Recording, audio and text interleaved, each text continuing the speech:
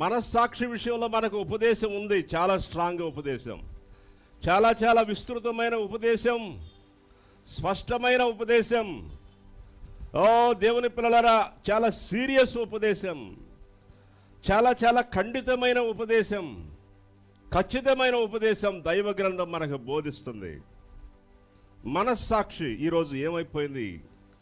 మనస్సాక్షి ఏరియా విషయంలో మనుషుడు ఎలా కనపడుతున్నాడు, ఈరోజు ఉన్న సమాజం ఎలా కనపడుతుందంటే, అసలు ఎక్కడుంది మనస్సాక్షి? ఎవరికి ఉంది మనస్సాక్షి? మనస్సాక్షి తన మనసు యొక్క తనలో ఉన్న సొంత మనస్సాక్షికి కట్టుబడి ఎందరున్నారు? ఎక్కడుందండి అసలు?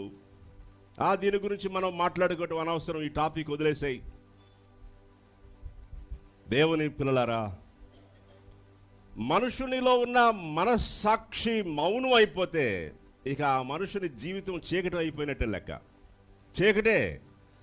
ఇక ఆ మనుషునికి చీకటి అని పేరు పెట్టడం మంచిది, కరెక్ట్ కూడా. చీకటి వస్తున్నాడు, చీకటి వెళ్తుంది, అంతా చీకటే, అంతా అంధకారమే.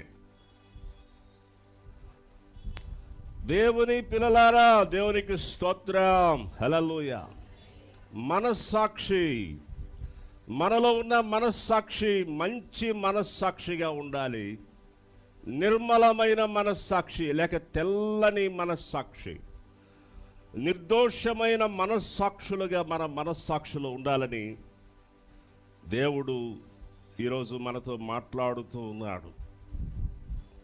చూడండి, కొన్ని విషయాలు, కొన్ని వార్తలు వింటున్నప్పుడు ఎంతో వేదన, ఎంతో లోతుగా, హృదయంలో ఎంతో లోతుగా వేదన కలుగుతూ ఉంటుంది. మనుషుల దారుణమైన పోకడలు, మనుషుల నిర్దాక్షిణ్యమైనటువంటి పోకడలు, కళ్ళు మూసుకుపోయి ప్రవర్తిస్తున్న తీరును చూస్తున్నప్పుడు ఎంతో ఎంతో వేదన కలుగుతూ ఉంటుంది.